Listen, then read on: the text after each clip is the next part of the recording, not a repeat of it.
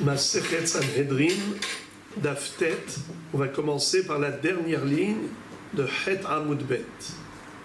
Rav Ashi Amar, Kegon de Atrouba le Malkut, Velo Atroube Ketala. Il faut dire plutôt Atrouba.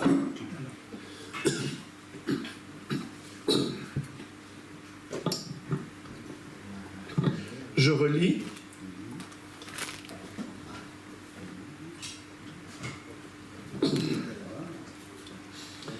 Rav Ashi Amar, Kegon de Atrouba le Malkut, Velo Atrouba Liktala. Vekamefalge beplukta de Rabbi Ishmael berabanan.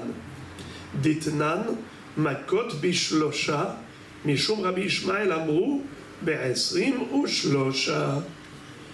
Pour comprendre le sujet, rappelons ce que nous avions étudié hier, à savoir la mahloket entre Rabbi Meir et Chachamim dans la Mishnah. Est-ce que un Motzi Shemra, le Motzi Shemra, celui qui a calomnié son épouse en prétendant qu'elle a trompé pendant la période des fiançailles, il n'a pas trouvé qu'elle était Betula, l'homme Atzatila Betulim, et donc il prétend que cette fille-là, il ne lui doit pas la ketouba, il veut lui donner le guet sans payer la ketouba. Est-ce qu'il est crédible? On avait vu que oui, il est crédible même sans témoin, car nous avons une présomption qui ne ment pas. Et qu'est-ce qui nous permet de présumer qu'il ne ment pas? C'est Hazaka en Adam Toreach Bisouda ou Mafsida. Un homme n'est pas fou d'investir des dizaines de milliers de shkalim dans un mariage pour que tout cet argent parte en fumée le lendemain en disant que voilà, sa femme elle n'était pas Betula et il veut donner le guet. Si ce n'était pas vrai, il ne l'aurait pas dit. Donc, s'il est prêt à perdre autant d'argent, c'est que vraiment, il est sûr de ce qu'il dit et il le dit en toute simplicité et il ne cherche pas à mentir. Il faut le croire. Il y a une deuxième option, c'est que la personne peut même vouloir carrément faire exécuter son épouse, sa jeune Kala. C'est-à-dire qu'il amène carrément deux témoins pour dire qu'ils l'ont vu tromper son fiancé. Pendant la période entre fiançailles et mariage, c'est-à-dire entre Kiddushin et Nisuin, puisqu'à l'époque, ils étaient Mekadesh 12 mois avant la Choupa, Hareat Mekudesh et Libetabahadzo, Kedat Moshe Israël. Et par conséquent, si elle a trompé son fiancé, elle est Hayevetz Kila. Et en effet, le mari vient avec deux témoins qui témoignent, qui l'ont vu rentrer à l'hôtel, s'isoler avec un étranger, un homme étranger, et ils l'ont même averti. Ils lui ont même adressé une hatra'a, un avertissement en disant « Madame, ce que tu fais, c'est assourd, et c'est passible de la peine capitale, même carrément de lapidation. » Et elle a dit « Je m'en moque. » La passion était plus forte que la raison. À ce moment-là, si le mari amène deux témoins comme quoi elle est chayevet mita, eh bien en effet, elle sera exécutée, nachon. Mais imaginons que le père ait amené deux autres témoins pour démontrer le contraire.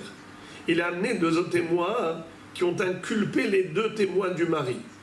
Les deux témoins du père ont dit aux deux témoins du mari, mais comment vous pouvez prétendre que vous l'avez vu tel jour dans tel hôtel faire la Avera avec un étranger, mais ce jour-là, vous-même, vous étiez avec nous ailleurs. Donc, ils ont fait ce qu'on appelle la Hazama. Eux-mêmes ont été inculpés. Les deux témoins s'appellent Edim Zomemim. Et la Torah va dire, Va'asitemlo, Kacher Zamam La'asot Le'achim. Ces deux témoins du mari qui ont voulu entraîner la mort de cette jeune fille, cette jeune femme, eh bien eux-mêmes ils subiront cette mort. Ils subiront la mort parce que c'est le digne de la Hazama. Mais non seulement cela, que les témoins seront exécutés pour la Hazama, mais le mari lui-même sera sanctionné.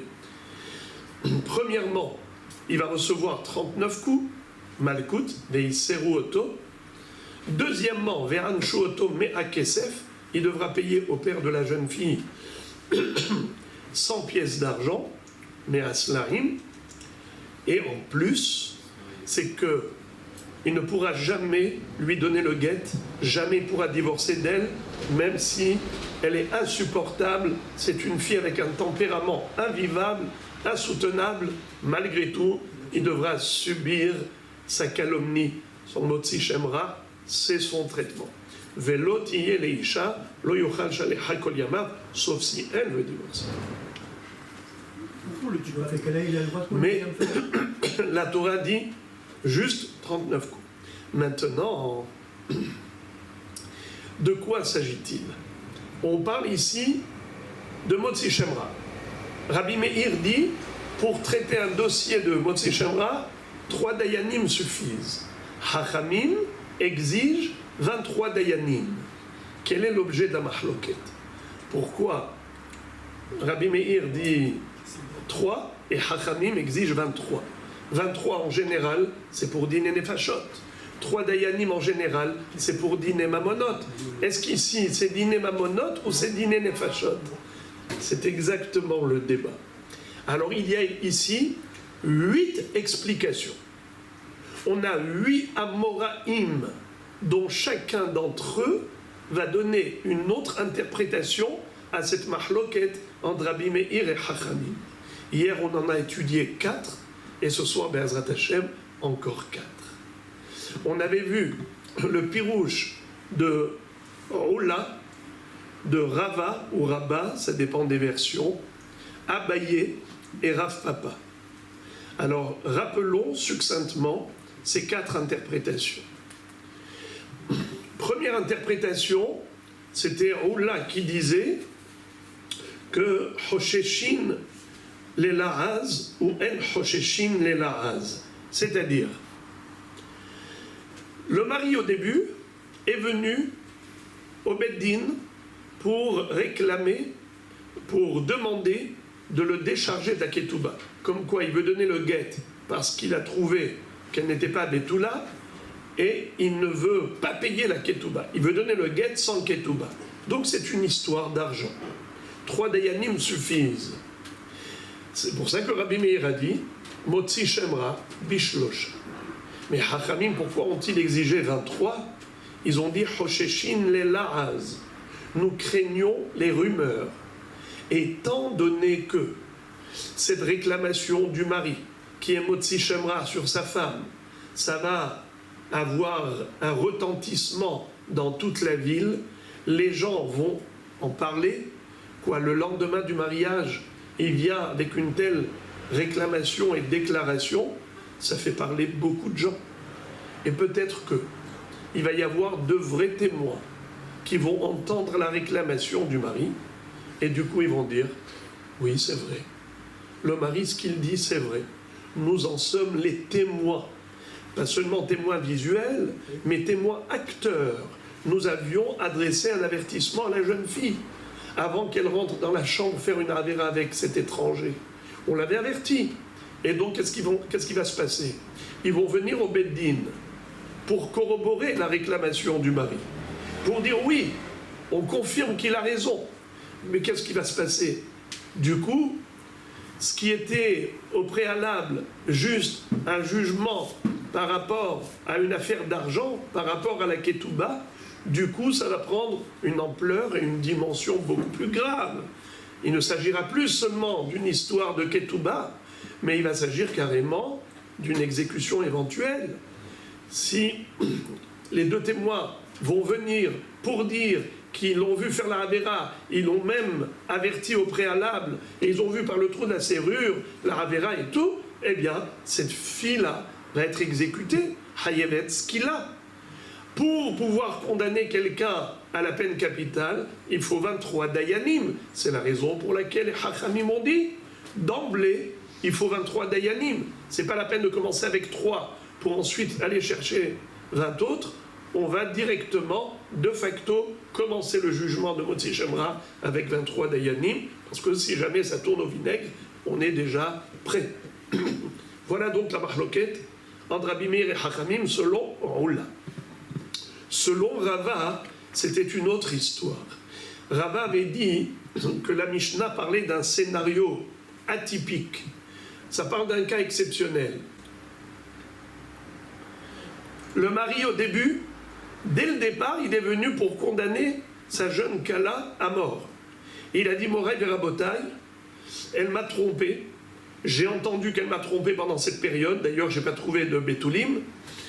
Et j'ai même entendu qu'il y a des témoins qui circulent dans la ville, qui sont au courant de l'affaire et qui ont même averti cette jeune fille. Mais bon, ils ne sont pas avec moi, mais je sais qu'il y en a. Alors, quand il est venu avec une telle réclamation, qu'est-ce que les Dayanim lui ont dit? Bon, ok, tu prétends qu'il y a des Rédim, va les chercher. Il est allé, il a cherché de partout, il n'a pas trouvé de Rédim concrètement. C'était que des rumeurs. Il n'y a pas eu de Rédim. Il revient en Bédine, bredouille, et dit, je n'ai pas trouvé de Rédim. Alors, les 23 Dayanim qui étaient là au début, qui ont siégé, parce qu'il leur avait dit, j'ai des Rédim. Alors ils étaient au nombre de 23.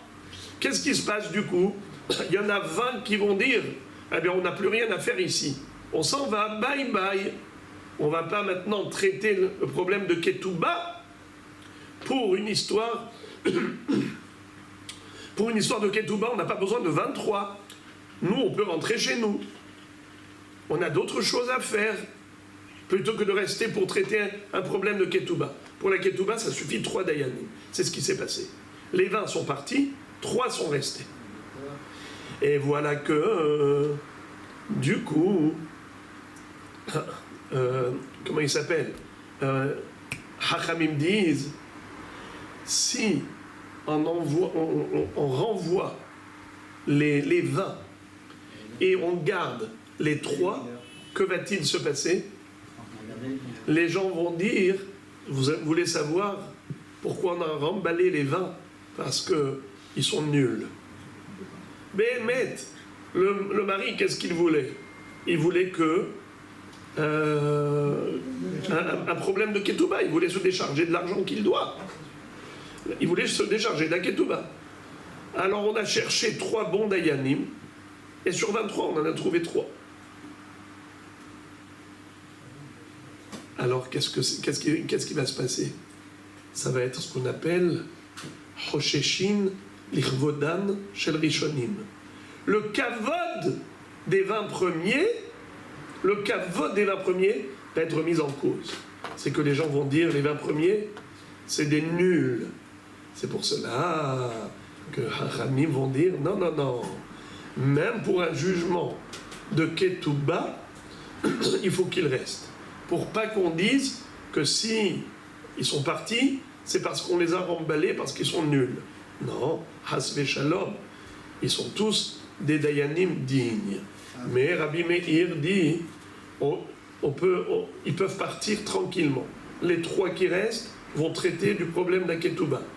Et quand les gens vont dire, mais pourquoi ils sont partis? Eh bien, on va leur dire pourquoi. Au début, on croyait qu'il avait des Eidim pour l'exécuter. Alors, ils se sont réunis, les 23 Dayanim nécessaires pour l'exécution. Mais quand le mari a dit, je n'ai pas trouvé de Eidim, eh bien, ils sont partis. Et ça suffit 3 pour la Ketouba. Les gens ne sont pas bêtes. Il n'y a pas de risque de manque de kavod pour les Dayanim. Voilà l'objet de la machloket d'après Rabbi. Pour Rabbi Meir, 3 suffisent, les 20 peuvent partir. Pour Hachamim, les 23 doivent rester même pour un problème de Ketouba, étant donné que s'ils partent, alors on va calomnier les 20 premiers. 3e opinion, c'était qui? Abaye. Quelle est l'explication qu'il va donner? Il va dire que, en fait, ici, les deux témoins, ils ont averti la jeune fille. Ils ont dit, c'est à source que tu vas faire de rentrer à l'hôtel avec cet étranger-là. C'est très grave. Tu sais que tu vas être hayevet mita. Tu vas être condamné à mort. Elle a dit, je m'en moque. Rabbi Meir dit, 3 dayanim suffisent. Hachamim disent, 23 dayanim il faut. Quel est l'objet de la mahloket? L'objet est le suivant. Quand ils lui ont dit, tu vas être hayevet mita, ils ne lui ont pas dit quelle mort. Est-ce que c'est skila, ou serefa, ou hereg, ou henek? Ils ont dit juste condamné à mort.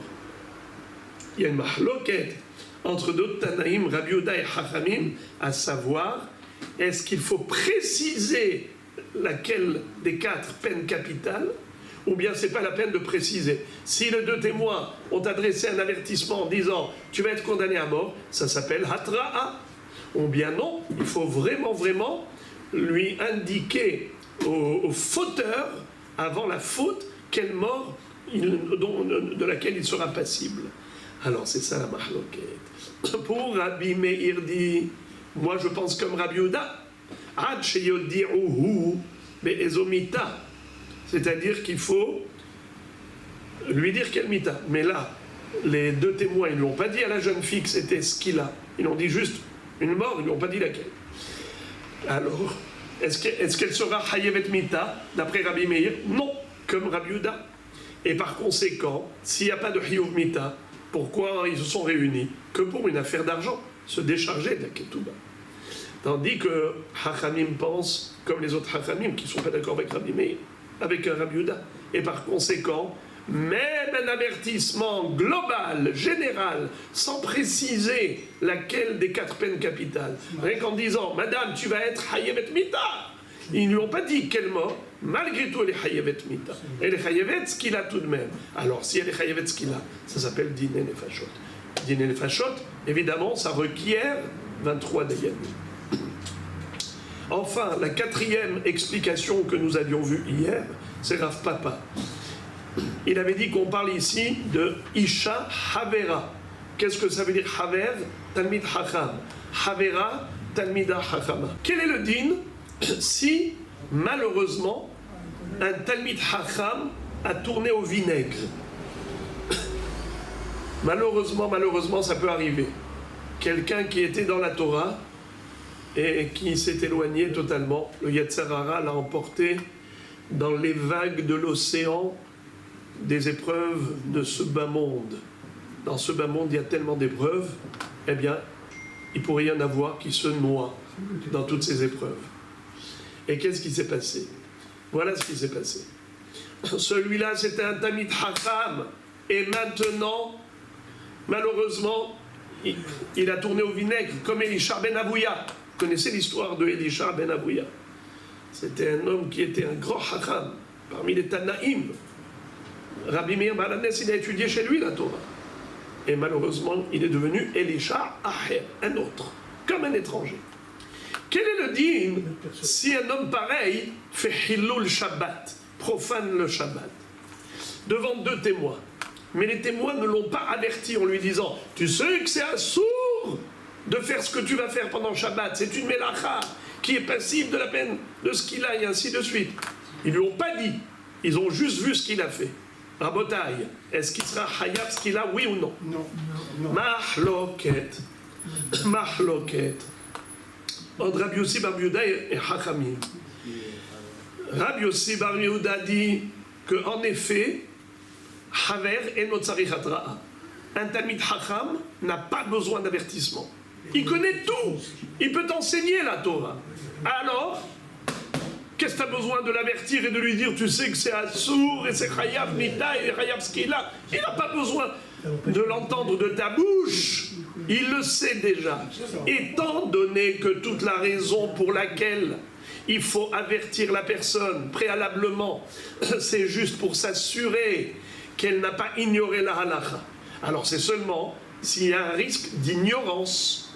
Mais lorsqu'il s'agit d'un Talmid Hacham qui connaît parfaitement la loi, on n'a pas besoin, comme on dit en français, tu ne vas pas enseigner aux singes à faire des grimaces.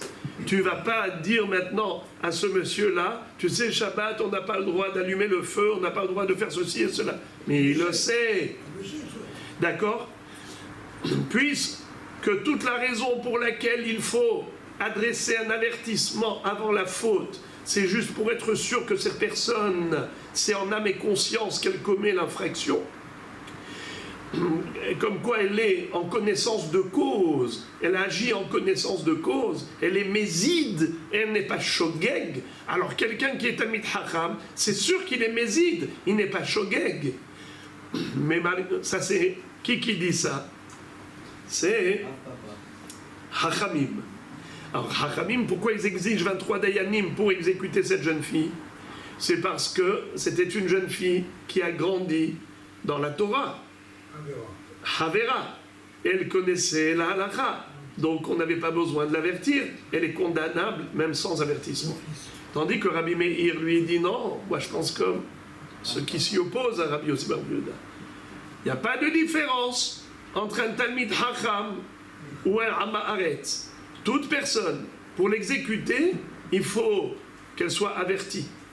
Avant la faute, il faut qu'elle ait un préavis. Les deux témoins lui disent « Eh oh, tu sais que c'est à source que tu vas faire ?»« Oui, je sais. »« Tu sais que tu es condamnable à mort ?»« Oui, je sais. »« Et tu sais de quelle peine capitale s'agit-il ?»« Oui, je sais. » Même si c'est-à-dire, il faut absolument lui dire tout. Ça ne suffit pas de dire « Bon, bof, tu sais, hein, j'ai pas besoin de lui dire ce qu'il sait déjà. » Non. Si tu ne lui as pas adressé un avertissement juste avant la faute, même un Talmid Chacham qui a fauté, il ne sera pas tout. Et c'est de ça qu'il s'agit. Les témoins disent, on ne l'a pas averti. Mais on a vu. Mais on s'est dit pourquoi on ne l'a pas averti. C'est pas la peine de l'avertir. Elle est Talmid Chacham. Elle est Talmid Chacham. Vous ne l'avez pas averti, elle ne sera pas condamnée à mort.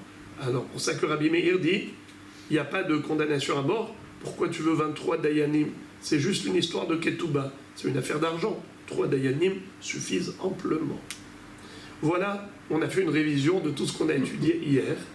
Et à partir de là, on va commencer les 4 autres interprétations. Ce qui fait en tout 8 pérouchim sur la mahloket Rabbi Meir et Chachamim.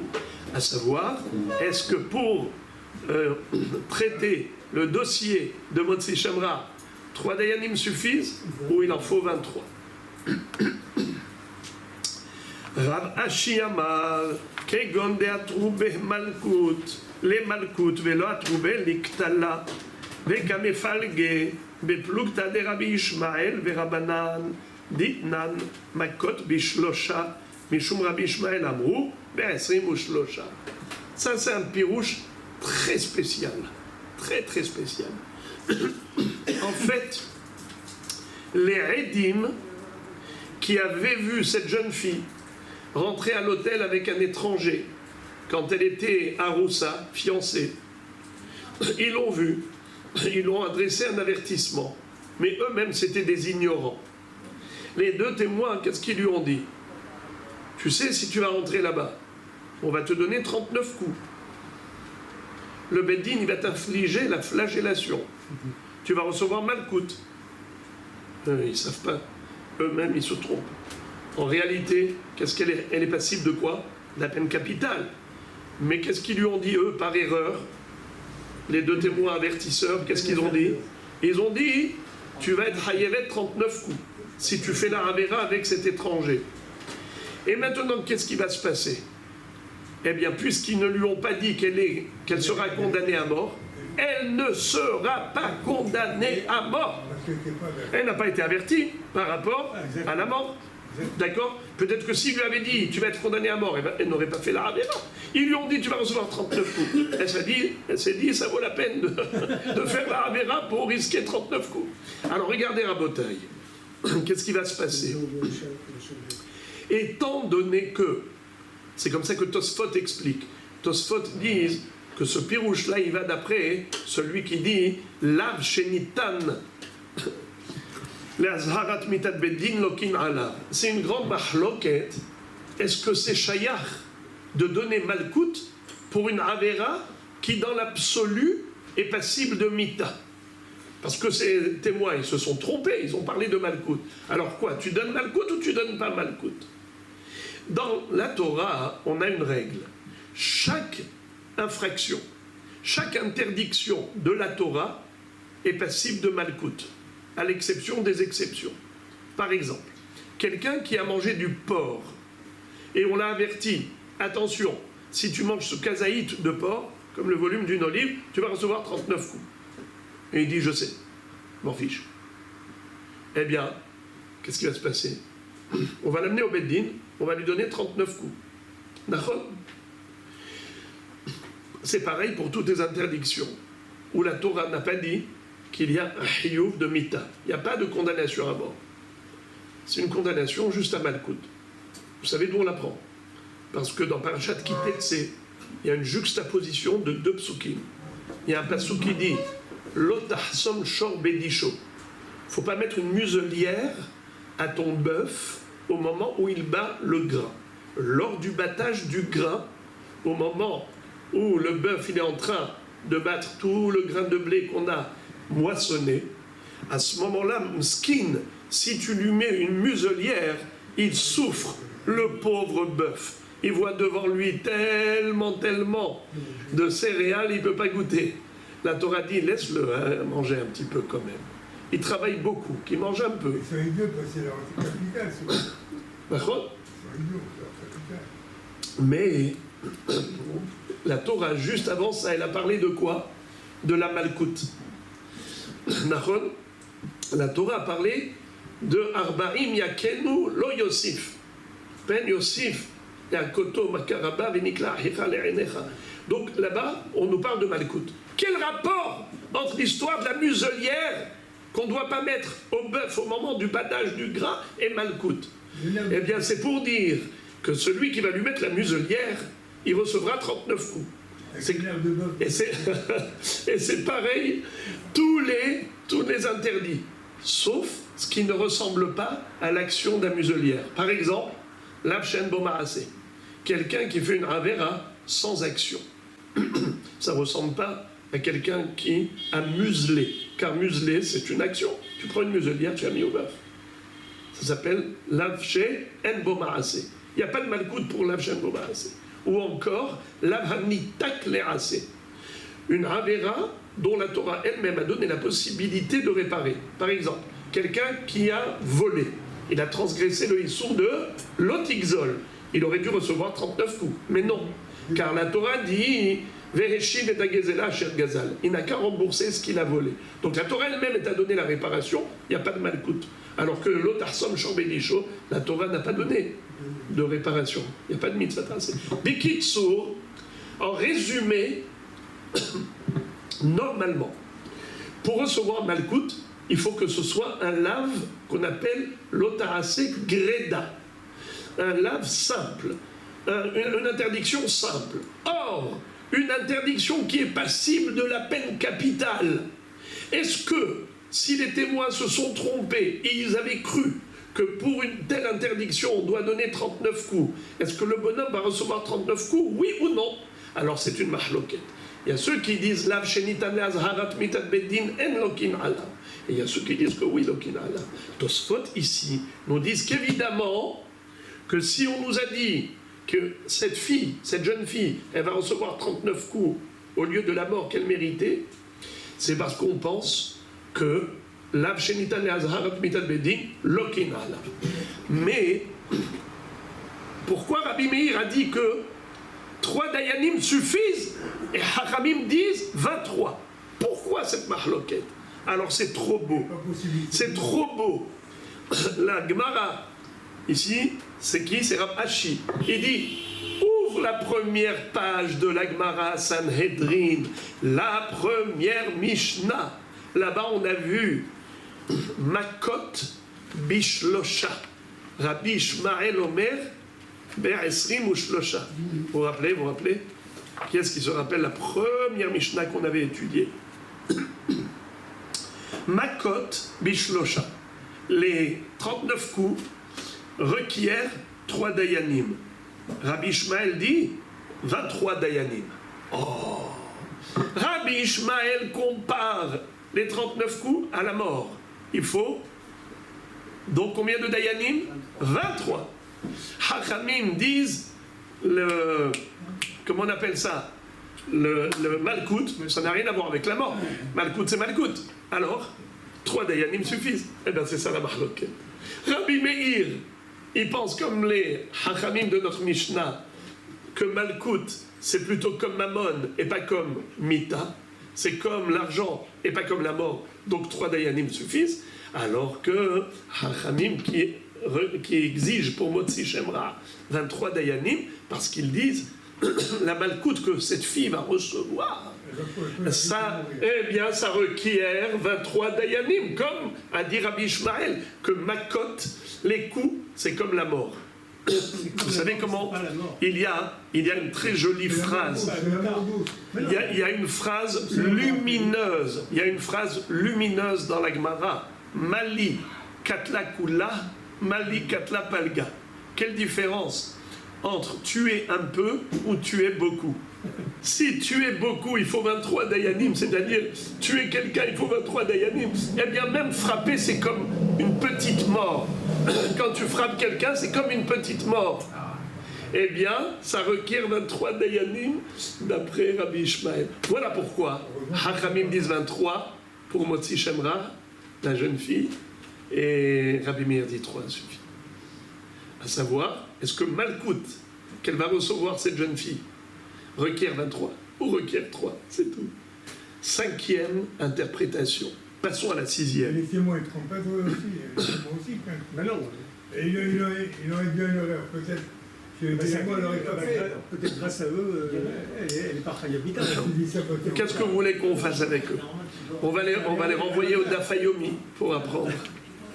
Ravina Amar, 6e commentaire, c'est Ravina. כגון שנמצא אחד מן העדים קרוב או פסול וכמפלגי בפלוגתא דרבי יוסי ורבי אליבא דרבי עקיבא דתנן רבי עקיבא אומר לא בא השלישי אלא להחמיר עליו לעשות דינו כיוצא באלו ואם כן ענה שכתוב את הנתפא לעוברי עבירה כעוברי עבירה על אחת כמה וכמה שישלם שכר את הנתפא לעושה מצווה כעושה מצווה ומה שניים נמצא אחד מהם קרוב או פסול עדותן בטלה אף 3 נמצא אחד מהם קרוב או פסול עדותן בטלה ומנין שאפילו מעט תלמוד לומר עדים אמר רבי יוסי במה דברים אמורים בדיני נפשות אבל בדיני ממונות יתקיים עדות בשאר. רבי אומר, אחד דיני ממונות ואחד דיני נפשות. ומתי בזמן שיתרו בהם, אבל בזמן שלא יתרו בהן, מה יעשו שני אחים ואחד שראו באחד שהרג את הנפש. Alors les amis,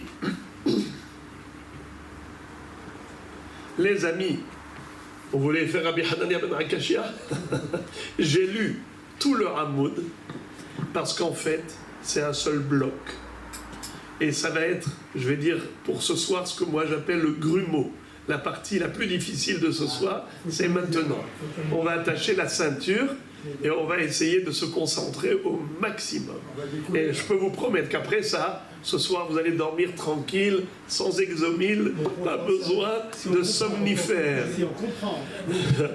Écoutez, maintenant, on va commencer. J'ai lu en bloc. Pourquoi j'ai lu en bloc? Parce que tout ce que je viens de lire, c'est une Mishnah dans ma Sechet Makot. Très intéressante, très curieuse. Il y a là-bas un débat. Rabbi Shimon Bar Yochai et Rabbi Akiva. Et ensuite Rabbi aussi et Rabbi. Rabbi, c'est Rabbeinu Akadosh, Rabbi Danassi. Quel est le sujet? C'est de comprendre la redondance de la Torah qui a dit Alpi Shenaim Edim, Oshelosha Edim, Yumat Hamet.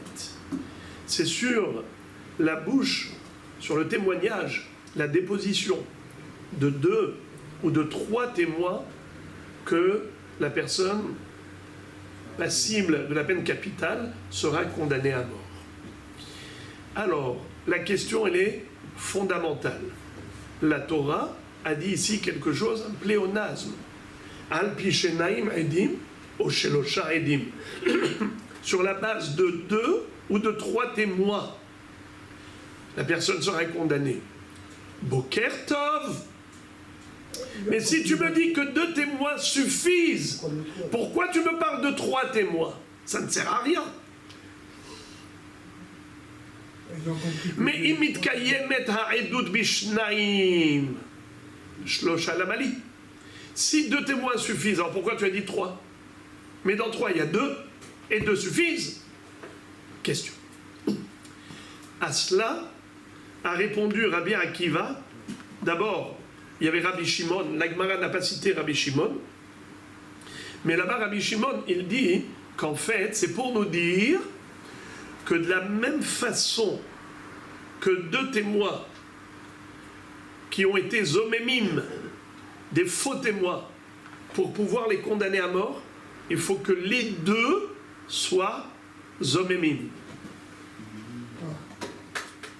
Si par exemple on a rendu à Zomem qu'un seul des 2, par exemple, il y avait combien de témoins? Réhouven et Shimon.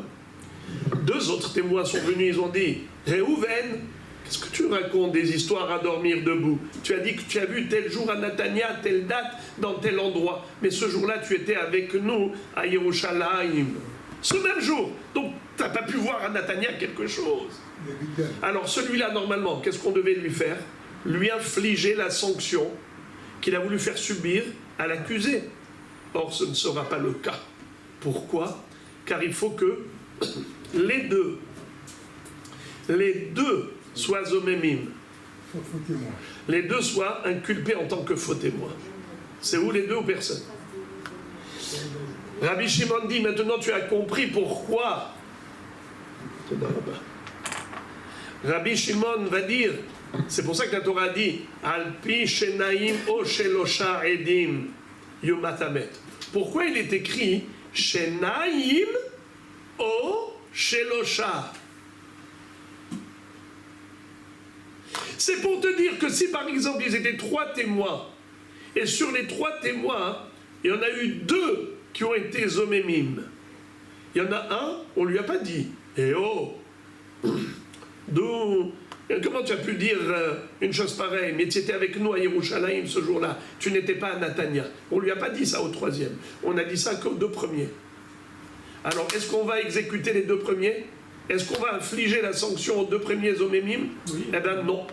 C'est pour cela que la Torah écrit Alpi shenaim o shelosha edim. De la même façon que 2 témoins, pour pouvoir leur infliger la hazama, il faut que les 2 soient zomémim, les 2 soient inculpés. Ainsi, s'ils étaient 3, il faut que les 3 soient inculpés. Sinon, on ne leur fait pas la hazama. Et d'où on apprend que même s'ils étaient une centaine de edim, et 99 ont été inculpés en tant que edim zomémim, et le 100e n'a pas été inculpé, eh bien personne ne subira la hazama. C'est ou tout le monde ou personne. D'où on l'apprend, Alpi shenaim o shelosha edim. Edim afilu mea. Très bien. Rabbi Akiva dit à Rabbi Shimon, mais ça c'est évident. Puisque c'est une seule et même edout, c'est évident. On ne peut pas infliger la hazama qu'à une partie d'entre eux. Mais le pasouk n'est pas venu. L'obahakatouv le hakel. Le pasouk n'est pas venu pour justement alléger le sort des edim zomémim. Parce que ça c'est une évidence, on n'a pas besoin. Le pasouk est venu au contraire les ahmir. Que quoi? L'obahakatouv l'obahashelishi et la lehmir alab la sodino kayotse be'elu. Qu'est-ce que ça veut dire? C'est en fait pour dire que le 3e, c'est comme les 2 premiers. Imaginons, ils étaient 3. Et après, donc, comment ils parlent? Ils ne parlent pas en même temps. Ils parlent 1, 2, 3. Allez, Réhouven, dépose ton témoignage. Première déposition. Allez, Shimon, Torqué du Dibourg. 2e déposition. Allez, Lévi, 3e déposition. Après ça, qu'est-ce qui arrive? Arrivent 2 autres témoins et disent, et vous 3, menteurs que vous êtes, comment vous dites que vous avez vu à Natania tel jour, mais vous étiez avec nous ce jour-là à Yerushalayim? Vous 3. 3 edim zomémim. Alors, qu'est-ce qu'on va faire à Réhouven et à Shimon? On va leur infliger la sanction qu'ils méritent, Nachon, ce qu'ils ont voulu causer à l'autre, ils subiront. Mais Lévi dit, non, pas moi, je vous en prie, pas moi. Pourquoi pas moi? Parce que de toutes les façons, même si moi je n'étais pas venu, vous auriez accepté Réhouven et Shimon. Leur témoignage, il était déjà valable même sans moi. Moi, je compte pour beurre. Alors, Rabbi Akiva dit, non, tu comptes pour beurre? Maintenant que tu as voulu faire partie des Rechaïm, tu subiras comme les Rechaïm. Tu t'es associé aux Rechaïm, tu subiras la même sanction que les Rechaïm. Lo barakatu les hakel ala shelishi et la lehmir ala. Quand il dit ne me faites rien parce que je compte pour beurre, on lui dit non monsieur, on va te donner la humra comme les deux premiers. Tu t'es associé aux Rechaïm pour faire un faux témoignage, eh bien tu subiras toi aussi les pots cassés et la même sanction que les deux premiers. C'est pour ça que la Torah a écrit Alpi Shenaim O Shelosha Edim, pour dire que les trois subiront la même sanction comme les deux qui doivent subir la même sanction. Il n'y a personne qui peut y échapper de tous ces menteurs. Et Rabbi Akiva rajoute une parenthèse et nous donne une leçon de morale. C'est très rare qu'en plein milieu d'une étude halachique, on nous fasse du moussar. Écoutez le beau moussar, très très beau moussar. Imken anash katuv, la nitpal les ovre avera, hanitpal les ose mitzvah, ala had kama vechama. Qu'est-ce que ça veut dire? C'est un raisonnement d'a fortiori, ce qu'on appelle kalva homer. Si déjà le troisième rachat va subir la même sanction que les deux premiers Rechaïm, les deux faux témoins, eh bien, même le troisième faux témoin, il subira la même sanction, même s'il comptait pour beurre. Mais, eh bien, à plus forte raison, quand on est nombreux à faire une mitzvah, d'accord? Regardez Rabotai. Moi, je me souviens, la veille de Sukkot, on a lancé un appel. Qui veut venir construire la soukha? Baruch Hashem, il y a eu des bonnes volontés. Mais à la fin, j'ai vu quelqu'un qui a dit « Mais je ne sers à rien de toutes les façons, je vois déjà de la main-d'œuvre, je compte pour beurre, je peux partir. » Mais non. Même si on va dire que tu n'es pas indispensable, parce que finalement, la mitzvah, elle aurait pu être accomplie même sans toi, mais le fait que tu te sois associé à ceux qui font la mitzvah, eh bien tu recevras la même récompense que ceux qui étaient indispensables.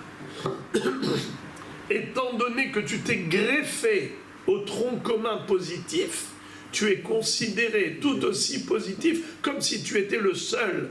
C'est-à-dire, ça ne va pas être atténué. Ta récompense, elle ne sera pas amoindrie ou réduite parce que tu étais en plus. Parce que en plus pour la mitzvah, c'est comme si tu as fait tout seul la mitzvah. Hanit pal les rosé mitzvah qui rosé mitzvah. Et d'où on apprend ça? Hachamim l'apprennent par la proportion qu'il y a entre la récompense et la sanction. Dans la Torah, il est écrit que Hachem sanctionne 4 générations pour la Avera de l'ancêtre. Un homme qui a fait une Avera, eh bien, qui va payer? Poked avon avot al banim, al shileshim, et al riberim. Lui, son fils, son petit-fils et son arrière-petit-fils. Évidemment que si ils continuent le mauvais chemin de leur père et grand-père. Alors, vous savez combien de générations on a dit? 4 générations. Pour la récompense, à quelqu'un qui a fait une mitzvah, combien de générations vont recevoir la récompense de l'ancêtre qui a fait du bien? 2000 générations. Notzer Chesed la alafim. Notzer Chesed la alafim. Alafim, c'est des milliers. Combien c'est le minimum de milliers? Le minimum du pluriel, c'est 2000. Alors, quel est le ratio? Quelle est la proportion? On a 4 générations pour la sanction et 2000 générations pour la récompense. Alors, la récompense, elle est combien de fois plus grande que la sanction? 500 fois plus grande. En hébreu, Meruba, Midatova, Mimidat pour Anout, Hamesh Meot Peramim. La Midat Tova, elle est 500 fois plus grande que la Midat pour Anout. Rabbi Rabotai, Rabbi Akiva dit si c'est comme ça. Si déjà le troisième faux témoin, il subit la même sanction que les deux premiers, bien qu'il comptait pour beurre, mais du fait qu'il se soit associé à eux pour faire le mal, il est considéré comme s'il était lui le premier ou le deuxième. Ainsi, celui qui cherche à faire des mitzvot avec les autres pour s'associer au Rosé Mitzvah, il est considéré comme Rosé Mitzvah. Et c'est quoi le Kalva Homer? 500 fois plus grand. Mais le sujet n'est pas terminé. La Mishnah là-bas dans Masechet Makot, elle continue. Et elle nous dit Uma shenaim nimtzai had mehem karov o pasul edutan betela af shelosha nimtzai had mehem karov o pasul edutan betela. Quel est le rapport entre 3 et 2? De la même façon que quand on n'a que 2 témoins, si un des deux s'est avéré caduc, par exemple, comment un aide peut être caduc, disqualifié? Soit il est karov, soit il est pasoul. Soit, par exemple, c'est un rachat, il n'est pas soul. Al tachet rachat, al tachet yadecha im rachat liot ed hamas. Il ne peut pas être rachat, le ed. Un témoin, il faut qu'il soit shomer Torah et mitzvot. Le rabbin sous la choupa, il demande au Hatan Kala, c'est qui vos témoins? Tac, tac, il vérifie 2 choses. Premièrement, que ce soit des shomer Torah et mitzvot, et pas des Rechaim. Deuxièmement, il ne faut pas que ce soit des kérovim, des gens proches. Aucun lien de parenté avec le Hatan ou la Kala. Aucun lien de parenté entre eux. Mais Kitsour, il ne faut pas qu'il soit ni Karov, proche, ni Pasoul, inapte. Maintenant, quel est le din? Imaginons, il y avait 2 Dayanim, 2 Edim, 2 témoins. L'un d'entre eux, il s'est avéré Pasoul, ou Karov. Alors ça y est, finish. La Edout, elle est Betela, Batel. Le témoignage est caduc. Pourquoi le témoignage est caduc? Car si l'un des 2 témoins a été disqualifié, donc on n'a plus que 2 témoins, tu n'as qu'un seul. Un seul, à quoi il sert? Il sert à rien. Ok? Maintenant, quel est le din si on avait 3 Edim?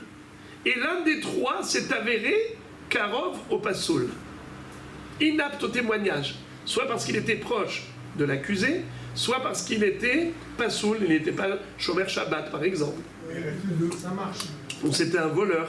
Alors, qu'est-ce que vous dites? Ça marche? Ça marche pas, parce que c'est toujours Alors c'est ça. Rabbi Akiva dit, ça ne marche pas. Pourquoi? Car la Torah écrit Alpi shenaim edim o shelosha edim yumatam. Pourquoi elle nous a dit 3 ou 2, 2 ou 3? Mais si déjà 2 ça marche, 3 c'est sûr, pourquoi tu as répété 3? C'est pour dire que 3 c'est comme 2. Et comme quand on n'a que 2, si l'un des 2 n'est pas bon, alors le témoignage n'est pas valable. Ainsi, quand on a 3 et que l'un des 3 n'est pas valide, alors tout leur témoignage n'est pas valable. S'il y a 4 pareil, et là, il continue. Ou minaïn afilou mea, même s'ils étaient 100, 99 qui étaient bons, un seul qui n'est pas valide, eh bien tout le témoignage n'est pas valable. Voilà ce qu'a dit Rabbi Akiva. Après, on a Rabbi aussi, et Rabbi qui discutent à propos de l'opinion de Rabbi Akiva. Regardez ce qu'ils disent. Amar Rabbi aussi, Bamé Devarim Amorim, Bedine Nefashot, Aval Bedine Mamonot, Titkayem Aidut Bashar. Qu'est-ce que ça veut dire? Toute cette histoire de disqualification de tout le témoignage à cause d'un seul témoin, comme on a dit, même si on avait 100, et un n'est pas bon, tous les témoignages tombent à l'eau, c'est seulement lorsqu'il s'agit de condamnation à mort. Mais quand il ne s'agit pas d'une affaire de peine capitale, il s'agit d'une affaire d'argent, pour un problème d'argent, là on ne va pas disqualifier tout le groupe à cause d'un seul. S'ils sont 2, c'est normal, parce que s'il n'y a pas les 2, il y en a un qui n'est pas bon, alors il n'y a pas les 2 témoins. Mais s'ils sont 3, ou 4, ou 5, ou 6, Et il y en a un qui n'est pas bon. Ah ben, c'est bon. Titkayem ha'edut bash'ar. La edut, elle sera validée par les autres. C'est ce que dit Rabbi Yossi. Rabbi Yossi établit un distinguo entre Diné Mamonot et Diné Nefashot. C'est ce qu'il dit. C'est ce qu'il veut dire au nom de Rabbi Akiva. Mais Rabbeinu Akadosh, Rabbi dit pas du tout. Il n'y a aucune différence entre Diné Mamonot et Diné Nefashot. Mishpat echad yeh lachem. C'est le même Mishpat. Diné Mamonot, Diné Nefashot, kif kif. Si on a disqualifié l'ensemble du groupe pour Diné Nefashot à cause d'un seul, idem pour Diné Mamonot. Si, par exemple, on a 100 témoins et disent, nous on a vu que Réhouven a prêté de l'argent à Shimon. Shimon lui doit 10 000 shekels. Et sur les 100 témoins, il s'avère qu'il y en a un qui est Karov au Passoul, eh bien c'est comme si on n'a pas du tout de témoignage et il ne lui doit rien du tout. D'accord? Ça c'est Rabbi. Mahloket Rabbi aussi et Rabbi. Mais Rabbi, lui, il a une autre nuance. Il va dire, regardez ce qu'il va dire Rabbi. Mais ematai bizman shehitru bahen, aval bizman shelo hitru bahen, ma ya'asu shene achim ve'echad shera'u be'echad sharag et hanefesh. Rabbi arrive avec un chidouche incroyable. Il dit, qu'est-ce que nous a enseigné Rabbi Akiva pour Diné Nefashot? Qu'est-ce qu'il nous a dit? Que s'il y a eu 3 témoins et l'un d'entre eux n'est pas cachère, alors toute la Eidout, elle est bétéla. Vous savez comment on dit ça dans la formule halachique? Répétez. Eidout shebatla miktsata batla kulla. Une Eidout dont une partie a été annulée, elle a été totalement annulée. Si elle a été annulée partiellement, elle a été annulée totalement. Si un seul des 100 Eidim n'est pas bon, rien n'est bon. C'est la formule que nous a enseigné Rabbi Akiva. Alors maintenant, Rabbeinu Akadosh, il vient, il dit, tu veux que je te dise quelque chose? Quand est-ce que Rabbi Akiva considère que Eidut Shebatla Miktsata Batla Kula? C'est seulement si le aide était actif. Mais si le aide était passif, eh bien, on lui dit compte pour beurre, on peut le retirer du groupe, valider tout le groupe et mettre de côté celui qui est problématique. Pourquoi? Parce que sinon, regardez qu'est-ce qu'il dit Rabbeinu Akadosh. C'est trop fort. Il dit, imaginons, Hashem Yatzilenu, qu'à Dieu ne plaise, il y a eu un assassinat, un crime, un juif qui, Chas v'Shalom, aurait tué un juif. D'accord? Un juif qui a tué un juif, Chas v'Shalom. Et en plus, les témoins l'ont averti. Ils l'ont vu en train de le poursuivre avec le couteau en main. Ils lui ont dit, attention, si tu le tues, tu vas être condamné à la peine capitale. Je parle évidemment à l'époque du Sanhédrin. Ils lui ont dit ça. Mais qu'est-ce qui s'est passé? Il a tué. Maintenant, on l'amène, on le traîne en justice. Il dit, y a-t-il des témoins? Et les témoins arrivent. Qu'est-ce qui s'avère? Que parmi les témoins, il y a 2 frères.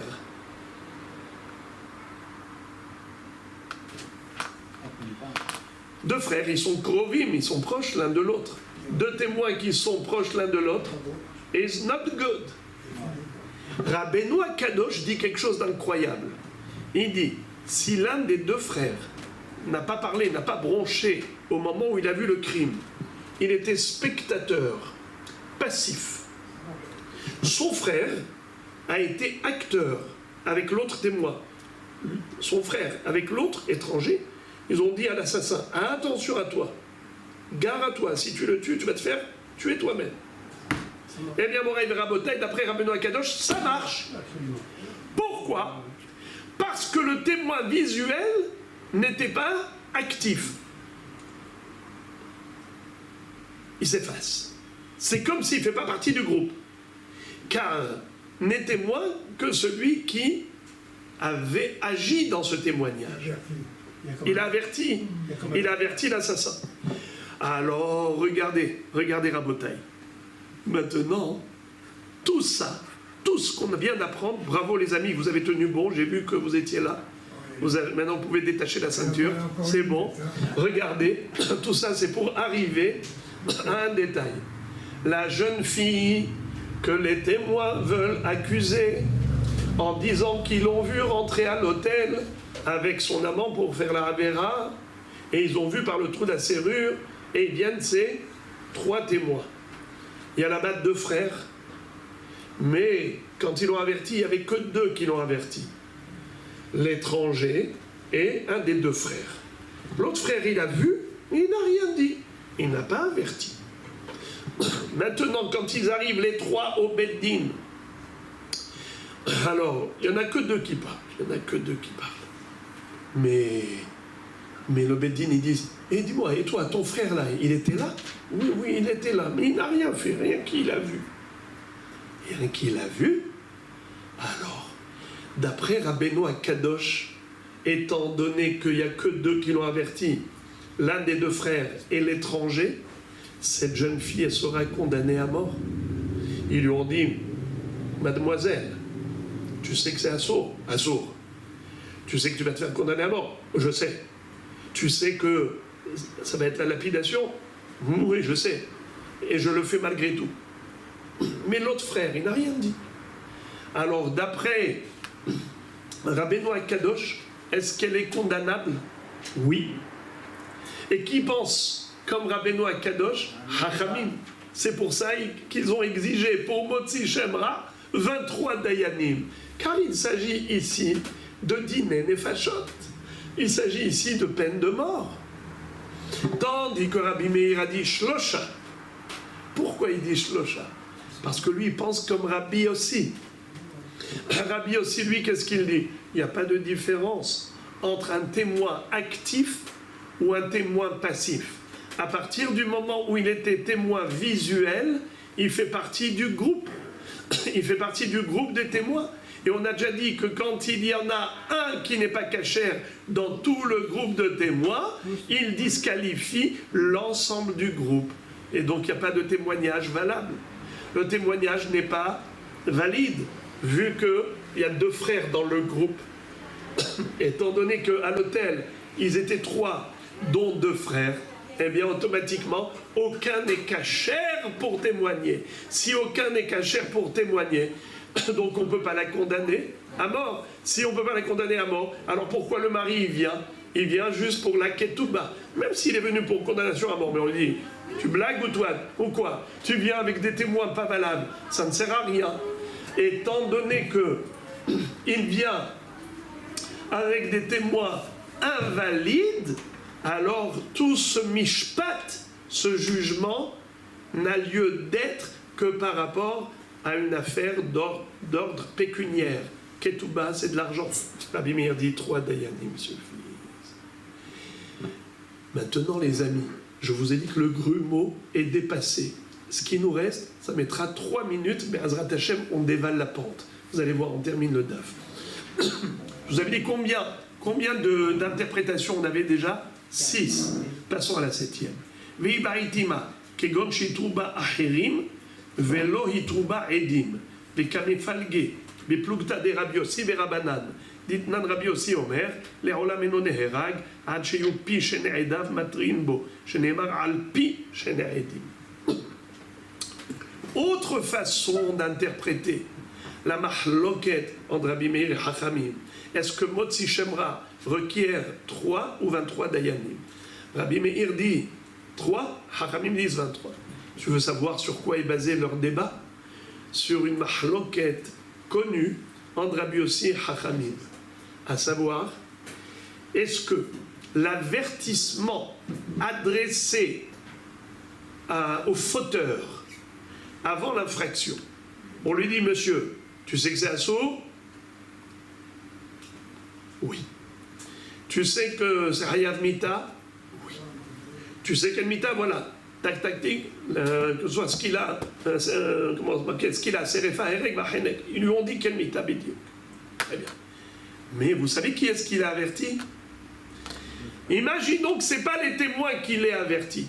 Les témoins, ils étaient témoins visuels, mais les avertisseurs, c'était ceux qui étaient à côté.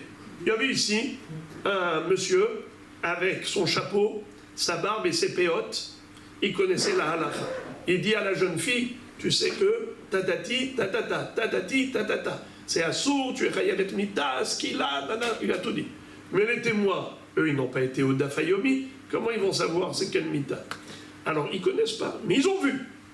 Maintenant, on arrive au Beddin. Les deux témoins, ils racontent. Ils disent, non, on ne l'a pas averti. C'est le monsieur Oshtraimel qui l'a averti. Alors, est-ce qu'elle est chayavet mita ou pas? Oui, parce qu'ils ont entendu ce qu'il a dit la personne. Il n'est pas là, le gars. Oui, mais il a averti. Ils ont écouté ce qu'il a dit. Ils sont d'accord. Mahloket. Rabbi Yossi dit, al pi shenaim edim yomat hamet. Al pi edim. Il faut que ce soit de la bouche des témoins que l'avertissement ait été adressé à l'accusé. Si ce n'est pas de la bouche des témoins qu'est sorti l'avertissement, il n'y a pas de condamnation à mort d'après Rabbi Yossi. Alors que Chachamim disent qu'il n'y a aucune différence, que ce soit les Edim qui les avertit ou des étrangers, que ça change. Elle est au courant, donc elle est chayavet. Alors Rabbi Meir, il pense comme qui? Comme Rabbi Yossi. Ici, on parle de deux témoins qui n'ont pas averti la jeune fille. C'était l'autre qui l'a averti. Eh bien, Rabbi Meir dit, pourquoi tu veux 23 Dayanim? Pour la condamner à mort, ce n'est pas possible. Les témoins ne l'ont pas averti. Alors, c'est que pour une histoire de Ketouba, 3 Dayanim suffisent. Alors que Chachamim disent, nous on pense comme Rabbi aussi. Excusez-moi, nous on pense comme Chachamim, qui n'exige pas que ce soit de la bouche des témoins, l'avertissement. Et donc, même si c'est quelqu'un d'autre qui l'a averti à cette jeune femme, elle est tout de même passible de la peine capitale, vu que les deux témoins ont vu la Avera, et il y avait avertissement par un étranger, mais il y avait avertissement, eh bien, elle est chayavet mita, donc il faut 23 dayanim. On a passé 7e explication. 8e et dernière explication, la voici. Veiba etima, kegon, dit kahush bibdikot, ולא התכחוש בחקירות, וכמפלגה בפלוגתא דבן זכאי ורבנן, דתנן מעשה ובדק בן זכאי בעוקצי תאנים. Qu'est-ce que ça veut dire? Ici, la mahloket entre Rabbi Meir et Chachamim, elle est basée sur une mahloket entre Rabban Yochanan ben Zakkai et Chachamim. Il y a de par ailleurs un grand débat à propos de l'enquête que les Dayanim doivent mener par rapport aux témoins. Vous savez que les témoins, quand ils viennent témoigner, on ne prend pas leur témoignage pour argent comptant. Et il a dit, voilà, ça y est, c'est bon, on va condamner à mort ou condamner à l'argent. Ah, putain. Il faut Drisha v'hakira. Drisha v'hakira. Vedarashta hetev, vehakarta. Il faut enquêter, mener l'enquête, approfondir pour être sûr que les témoins ne sont pas des menteurs. C'est un gros travail, l'enquête. Alors, il y a Bedikot et il y a Hakirot. Hakira, c'est l'enquête par rapport à des éléments fondamentaux de l'histoire. C'est quoi? Le temps et l'espace. Dans quel espace ça s'est produit? Vous racontez qu'elle a fait cette Avera. C'était où? Dans telle ville? Où? Quelle adresse? Dans quelle maison? Dans quel hôtel? Tu nous donnes tous les détails, les coordonnées exactes de l'adresse exacte. Ça s'appelle l'espace. Le temps, c'était où? C'était quand? C'était telle date, la date du mois, tel jour de la semaine, exactement tout. Quelle heure? Et à quelle heure? Les amis, maintenant, si les deux témoins, on les a pris ensemble, pardon, ils sont venus ensemble, mais on les a enquêtés chacun séparément, et on demande à chacun, dis-moi, c'était quel jour? C'était où? L'autre, il donne, imaginons, une autre adresse, ou bien il donne une autre heure. On dit, ah, Contradiction. Il y en a un qui a dit que c'était à 10h du matin, l'autre a dit que c'était à 13h. Il y en a un menteur là. Dans l'histoire, c'est ou 13h ou 10h. Il y a un menteur, on ne sait pas qui. Rentrez chez vous, allez-y faire dodo. On les envoie dormir tous les deux. On dit, il y en a un qui ment, on n'a pas de témoin, out. Et c'est comme ça qu'on va acquitter cette jeune fille. Ok? Ça s'appelle Hakirot. Mais Rabban Yohanan ben Zakkai, il dit qu'il n'y a pas que ces questions qu'on pose. On pose d'autres questions. Même Hachamim sont d'accord qu'on pose d'autres questions. Mais, la question est de savoir quelle est l'importance des autres questions. Si par exemple, il lui demande quelle était la couleur de son pantalon, quelle était la couleur de sa chemise, est-ce qu'il portait un t-shirt ou une chemise, un jogging ou un smoking, c'était des questions par rapport à des détails qui n'ont rien à voir avec le temps et l'espace. Figurez-vous, Rabban Yohanan ben Zakkai a dit aux témoins, vous avez témoigné qu'il y a eu une histoire sous le figuier. Vous avez dit que Réhouven a tué Shimon sous le figuier dans tel endroit, tel jour, à telle heure. Il leur a posé des questions. Tout était parfait. Il leur a dit, maintenant vous avez dit que c'était sous un figuier? D'accord. Dites-moi, il a pris chacun séparément. Il dit, moi, les figues, la pointe des figues, c'était épais ou fin? C'était des petites branchettes fines ou épaisses? On voit l'espace. Il y en a un qui a dit, ce que je me souviens, c'était épais. L'autre a dit, c'était fin. Il a dit, vous vous contredisez. Bye bye. Rabban Yohanan ben Zakkai, pourquoi il a fait ça? Parce qu'il disait, c'est écrit dans la Torah, Veshaftu ha'eda, Vehitzilu ha'eda. Les 23 Dayanim doivent chercher à acquitter, innocenter la personne qui risque d'être condamnée à mort. Pour préserver la vie de cette personne, bien sûr, si tu n'as pas le choix, tu l'exécutes. Mais essaye de trouver des circonstances atténuantes, essaye de trouver toutes sortes de failles dans le témoignage. Grâce à cette défaillance, tu pourras lui sauver la vie. Rabban Yohanan ben Zakkai est allé jusque-là, à piéger les témoins en leur posant des questions subsidiaires, à savoir, est-ce que le figuier dont vous parlez, qui était au-dessus de cet assassinat, n'est-ce pas, qui a surplombé l'assassinat, c'était épais ou fin? Eh bien, ça s'appelle bédicote. Quelle est l'importance de ces bédicotes? Ben Zakkai dit, oui, c'est important. Comme le temps et l'espace, comme les hakirot, les bédicotes, c'est tout aussi important pour dîner les fachot, pour sauver l'accusé. Tandis que Hachamim disent non. Pas du tout.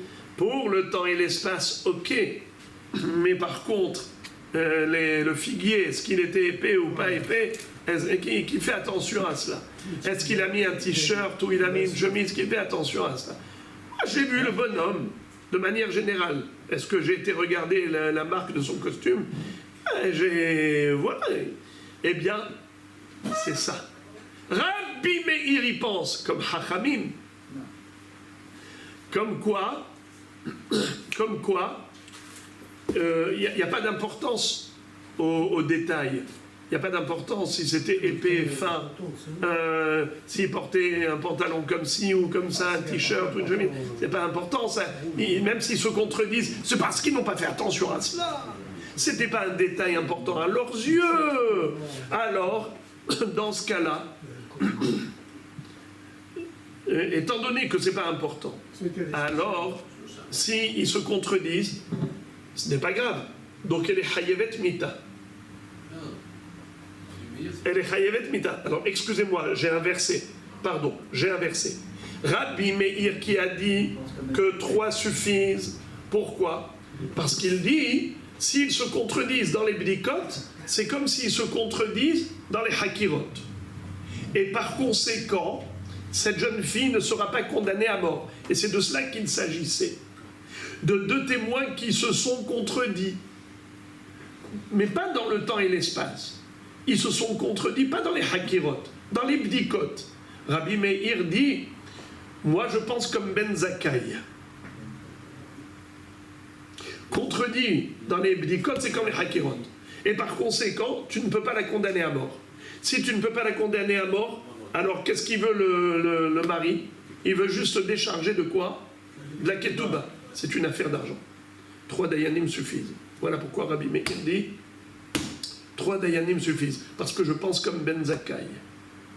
Comme ces 2 témoins se sont contredits au niveau des détails, même si c'est des détails anodins, mais ils se sont contredits, on les envoie balader et on dit non, c'est comme si les témoins n'étaient pas là. Qu'est-ce que tu veux, monsieur le mari? Qu'est-ce que tu veux maintenant qu'il n'y a pas de témoins? Qu'est-ce que tu veux? Eh bien, je ne veux pas payer la ketouba. 3 dayanim suffisent. Tandis que Hachamim, pourquoi ils exigent 23? Parce qu'ils disent c'est pas important les bdikot. Qu'est-ce que tu accordes de l'importance à des détails anodins? Ok, ils se sont contredits, mais ils se sont contredits parce qu'ils n'ont pas fait attention. C'est des détails banals. Qui fait attention à l'épaisseur de la pointe des comment on appelle ça, des figues? Qui fait attention à la couleur de son t-shirt? Ils se sont contredits parce qu'ils n'ont pas accordé d'importance à ces détails. Mais en réalité, leur témoignage est vrai.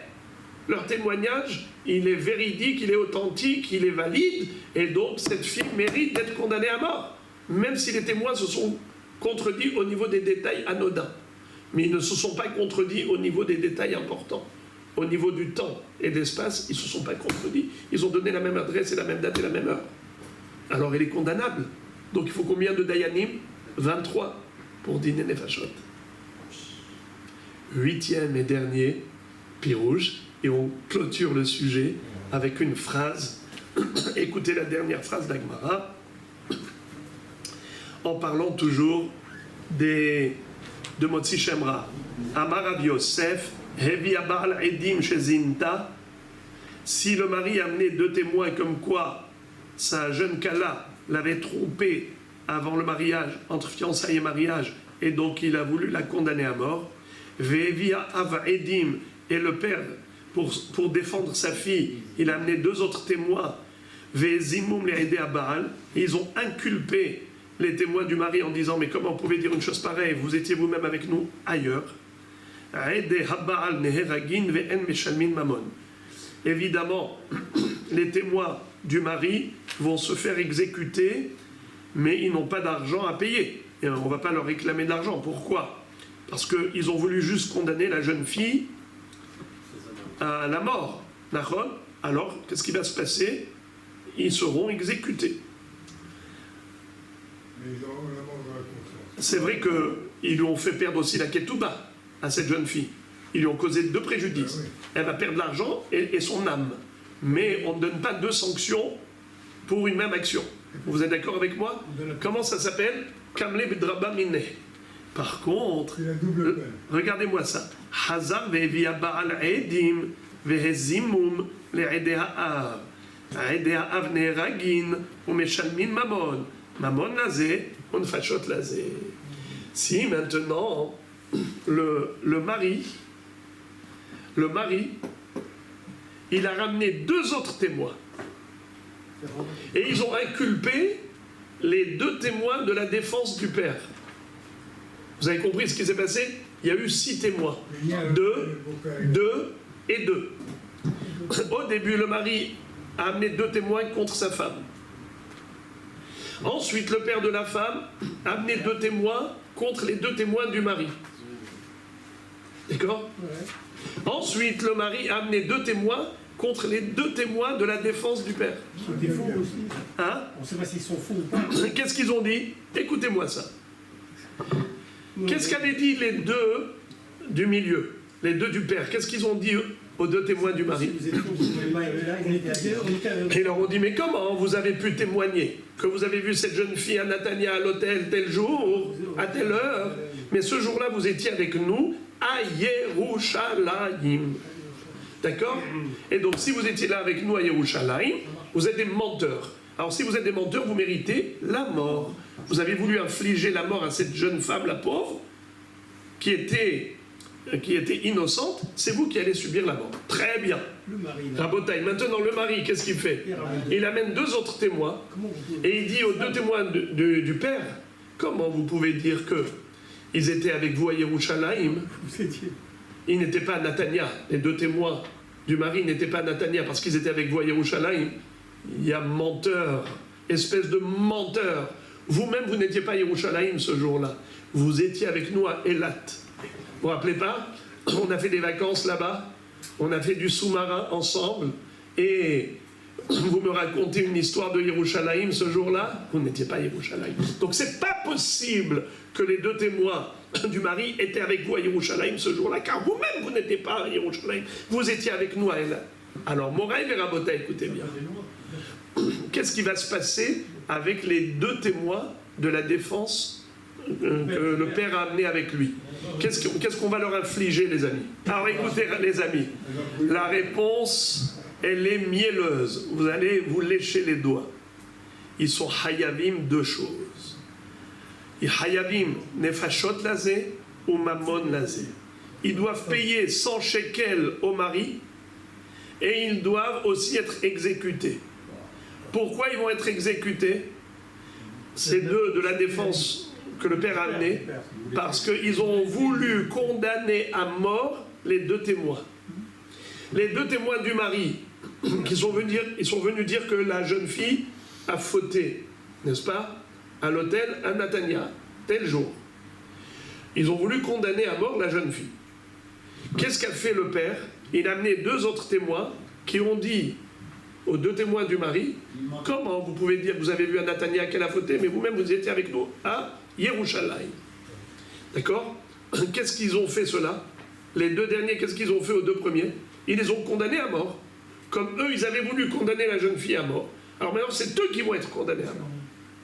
Comme la Torah dit, vous devez lui faire subir ce qu'il a voulu faire subir à l'autre. Mais maintenant, qu'est-ce qu'a fait le mari? Il a amené deux autres qui ont dit à ces deux du milieu, n'est-ce pas? Et ils vont leur dire, mais comment vous pouvez dire qu'ils étaient avec vous à Yerushalayim alors que vous-même vous étiez avec nous à Eilat? Donc maintenant, qu'est-ce qu'on va infliger à ces deux de la défense de la fille que le père a amené avec lui? Ils ont voulu faire quoi, ces deux-là? Vous savez qu'est-ce qu'ils ont voulu faire? Ils ont voulu faire deux choses.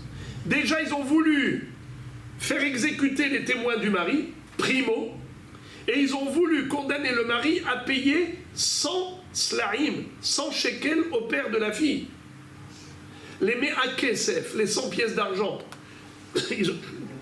Maintenant, à cause d'eux, le mari va devoir payer. Mais à shekel, où est-ce que c'est écrit ça? Qui est-ce qui peut me dire où est-ce que c'est écrit ça? Dans la Torah. Dans Parashat Kitetse, il est écrit Ve'anshu otome akesef. Ça s'appelle un motzi shem ra.